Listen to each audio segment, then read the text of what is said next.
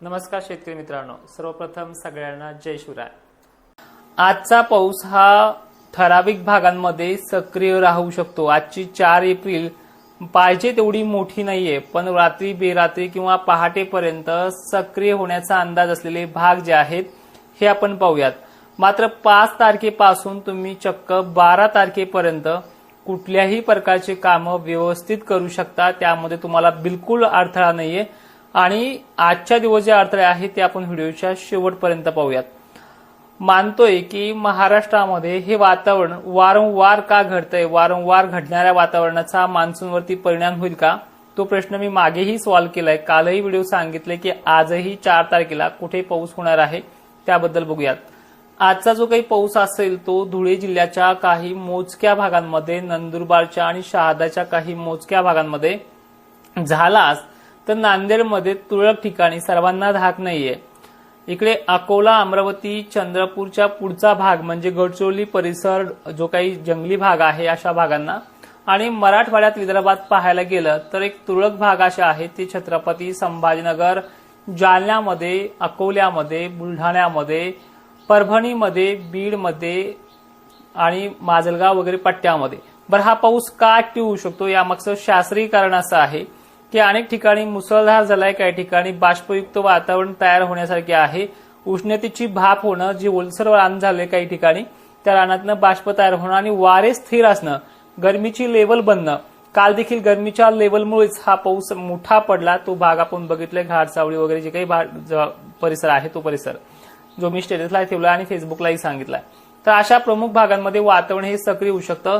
तर ढगांची ऍक्टिव्हिटी बघा आपण किती वाजता सुरू होते। विदर्भामध्ये आणि जे काही मराठवाड्यातले भाग असतील ऐन 3-4 वाजता ढग हे छत्रपती संभाजीनगरमध्ये, अहिल्यानगरमध्ये, सांगली, सोलापूरमध्ये, मध्य महाराष्ट्रामध्ये जर पाहिलं बीड वगैरे भागांमध्ये, परभणीमध्ये, अकोला, अमरावतीसह जालन्यामध्ये बरोबर निघायला सुरुवात होतील। वारे जोराने राहिले तर हे ढग थांबणार नाहीत, पण वारे मात्र ऐन 4-5 वाजता परत स्थिर होणार आहे। एक गरमीची भाप तयार होणार आहे। या भापेमुळे स्थानिक वातावरणाचा पाऊस होऊ शकतो, सर्वदूर नाहीये। सगळ्यात महत्वाचे अजून एक सांगतो की बऱ्याच शेतकऱ्यांना माझे अंदाज आवडतात, पण ते लाईकच्या माध्यमातून कळतं की 2000 शेतकऱ्यांना ते आवडतात।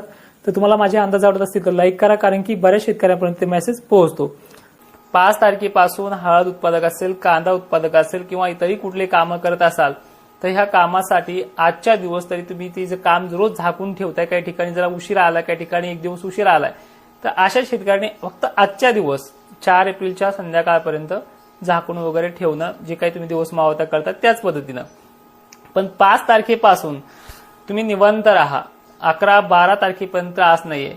13 आणि 14 तारखेला दक्षिण महाराष्ट्राकडनं एक लेअर पुन्हा उठते, ज्याचा प्रभाव दक्षिण महाराष्ट्र आणि मराठवाड्यामध्ये पडू शकतो।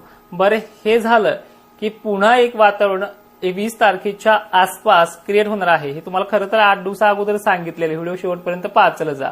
तर ह्या वातावरणाचे इफेक्ट पुढे सुद्धा असेच वादळी वारे वगैरे सक्रिय असणार आहे। आणि तुम्ही विचारताय की वारंवार हा पाऊस एप्रिल महिन्याच्या शेवटच्या कोणत्या तारखेपर्यंत आहे? 21 ला झाल्यानंतर परत ह्या महिन्याची सेम कॉपी होऊ शकते 28 वगैरे तारखेला सुद्धा। तोही 2-3 दिवस राहण्याचा अंदाज आहे। एक्झॅक्टली तुम्हाला मी मागे पण सांगितले की मार्चची कॉपी एप्रिल आहे आणि एप्रिलची कॉपी मे सुद्धा आहे।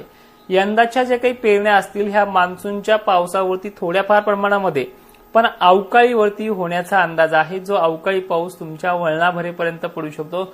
महाराष्ट्राच्या 40 ते 50% भागांच्या पेरण्या अवकाळी पावसावरच होणार आहेत जूनमध्ये सुद्धा। आणि विशेषतः ही माहिती तुम्ही इतरही शेतकऱ्यांपर्यंत पोहोचण्याचं काम करा। 2 वर्षापासून या चॅनलवरती काम करतोय, तर ह्या चॅनलचे 100K सबस्क्रायबर पूर्ण करण्याचे मी आज वैयक्तिक तुम्हाला बोलतो आहे, ते आपल्याला करायचे आहेत। तर एवढंच सांगेन। आणि एक महत्वाचं आहे, वारंवार 4-2 नमुने आहेत, कमेंट करतायत की कॉपी वगैरे वगैरे गोष्टी। खरी कसोटी भावा ह्या वर्षी जूनमध्ये लागणार आहे। अवकाळीचे अंदाज जे आहे ते कॉपी पेस्ट होतील, पण जूनचे अंदाज जे आहेत ना, ज्यामध्ये ह्युमिडिटी, गरमीची लेवल ह्या सगळ्या गोष्टी कमी राहतात। जून आणि जुलै महिना यामध्ये वारे नुसते वाहतात, त्यामध्ये पश्चिम महाराष्ट्र आणि झाडांची संख्या आता कमी झाल्यामुळे मराठवाडा, विदर्भ, खानदेश, पश्चिम महाराष्ट्र ही दोन्ही विभाग येत आहेत। त्यामुळे जूनमध्ये खरी कसोटी हवामान तज्ज्ञांची सुद्धा लागणार आहे, ज्यामुळे आपण ऍप्लिकेशन बनवलं आहे. ऍप्लिकेशन मध्येच तो जूनच्या पेरणीचा आढावा आपण देणार आहोत. सोयाबीनच्या बॅग संदर्भात, कापसाच्या बॅग संदर्भात तुम्हाला मी मागे सुद्धा 3 महिन्यापूर्वी सांगितलंय की ह्या वर्षी भेसळयुक्त असणार आहे, कारण की पाऊस हा जून पर्यंत धरसोड प्रवृत्तीचा आहे. बॅग ज्या कंपन्या आपल्या बॅगाची पूर्णपणे जी काय आपण म्हणतोय उगवण शक्ती दाखवतील त्याच कंपनीच्या बॅग निवडा. माझ्याकडनं सजेशन प्रॉपरली नाहीये कोणती मी ही बॅग निवडा कोणती, कारण की आपल्याला कुठल्याही कंपनीला समोर आणायचं नाही किंवा कमी समजायचं नाहीये. पण गेल्या वर्षीच्या तुलनेमध्ये ह्या वर्षी भेसळ येणारं पीक जास्त आहे आणि मी सुद्धा ऍप्लिकेशनच्या माध्यमातून एक बॅग अशी जी मी गेल्या वर्षी अनुभवली, तुम्ही ती व्हिडिओच्या माध्यमातून पाहिली सुद्धा, ती सजेशन करणार आहोत. ती बॅग तुम्हाला आजच्या लाईव्ह मध्ये आपल्या ऍप्लिकेशन मध्ये पाहायला मिळणार आहे.